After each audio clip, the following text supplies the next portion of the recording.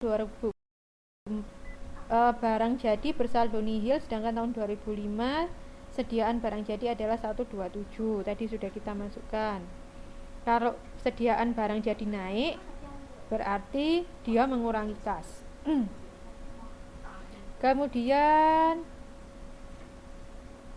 tahun 2006 sediaan barang jadi naik 19.319, yaitu 127 menjadi 146. Tahun 2007 dari mana kita tahunya? Kita tahu dari anggaran neraca. Tahun 2005 ke 2006 dia naik sebesar 19.000 untuk sediaan barang jadi. Maka 19.000 ini mengurangi kas pada tahun 2006. Coba kita lihat 2006 ke 2007. Sediaan barang jadi 146 menjadi 149, berarti naik. Berarti nanti di kasnya sediaan barang ini akan mengurangi kas. Apakah benar? Benar. Mengurangi kas sebesar 3060. Seperti itu terus sampai tahun 2009. Jadi kalau kas jangka panjang benar-benar diperhatikan perubahan per tahunnya, perubahan piutang, perubahan sediaan barang jadi, sediaan bahan baku, semuanya dihitung perubahannya setiap tahun. Kalau dia naik, apakah dia mengurangi atau menambah kas. Oke, seperti itu. Sampai di sini ada yang ditanyakan teman-teman?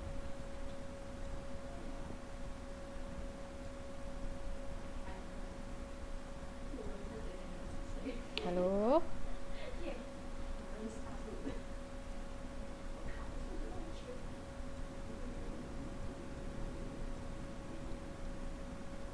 Oke.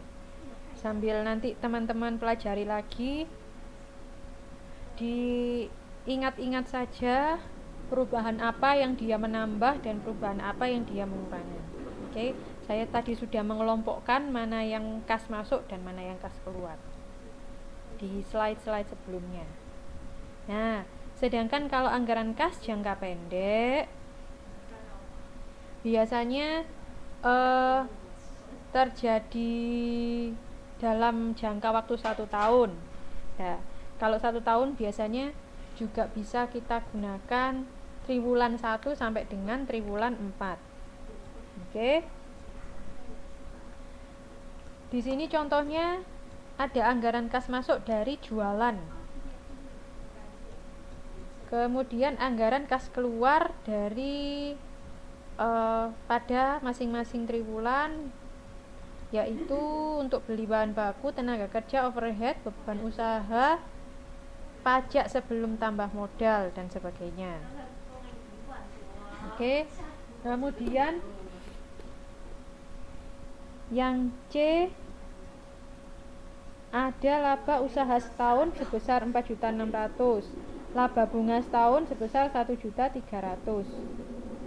Maka laba sebelum pajak adalah 3.330.000, dikurangi pajak 10%, maka laba setelah pajak 2.900.000. Kas awal Januari 2006 adalah 1.500.000. Kemudian bunga utang jangka panjang tiap triwulan adalah 330 dan setahun 4 kali, maka dikalikan 4 menjadi 1.320.000. Anggaran pokok utang jangka panjang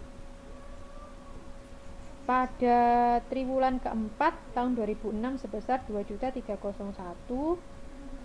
Maka untuk mengatasi defisit, perusahaan ini merencanakan untuk menambah modal sebesar 2 juta dengan tingkat bunga 12% setahun. Rencana tambahan ini akan dilunasi pada triwulan ketiga tahun 2006. Setelah menyusun anggaran kas ini, kemudian disusun pada tabel 5.9. Oke.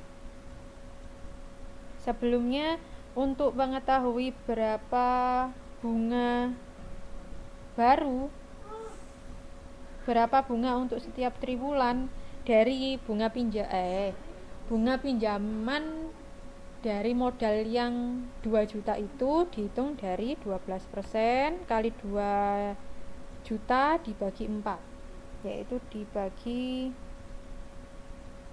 triwulan, 4 kali triwulan. Kita lihat di tabel 5.9. Di sini kas masuk dari jualan. Untuk ilustrasi A dimasukkan semua dari triwulan 1 sampai triwulan 4. Loh, kenapa ini?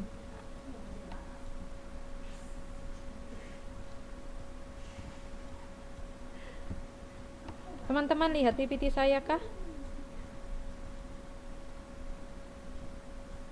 Iya.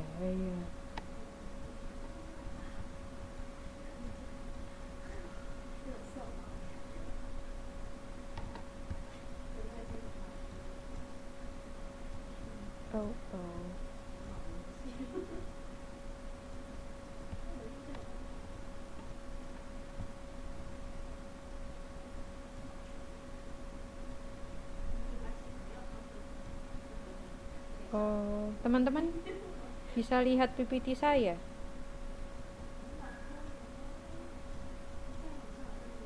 Nggak ada. Wah, saya juga nggak lihat. Sebentar.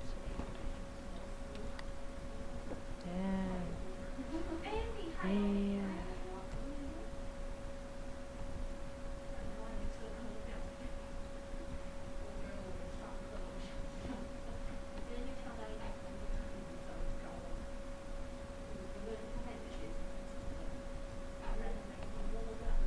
Oke.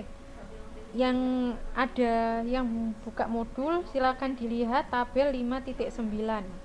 Sekarang kita membahas anggaran kas jangka pendek alias dalam jangka waktu setahun, hanya dibagi atas beberapa bulan, atau di sini dibagi menjadi 4 triwulan.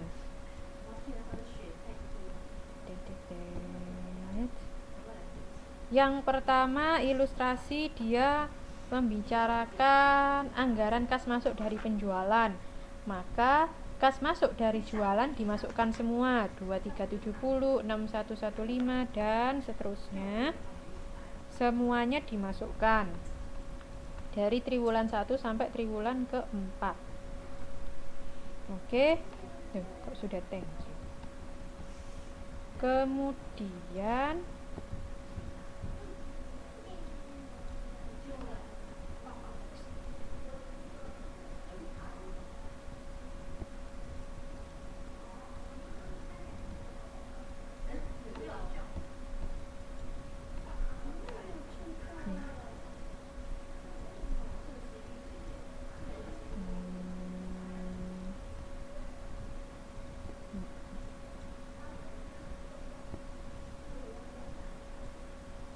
ini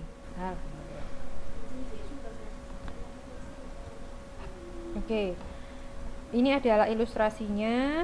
Sekarang untuk memasukkannya ke dalam anggaran, tabel anggaran, kita lihat di tabel 5.9. Kolom yang baris yang pertama adalah kas masuk dari jualan. Kita masukkan semua angkanya, 2.300, 6.100 dan lain sebagainya sampai triwulan keempat. Ini kas masuk. Kas keluarnya apa saja? Di situ ilustrasi yang B. Dimasukkan semua biaya-biayanya. Oke. Sehingga total kas keluarnya adalah 4287 dan seterusnya. Ini total kas keluar. Maka surplus atau defisit adalah kas masuk dikurangi kas keluar sama dengan yang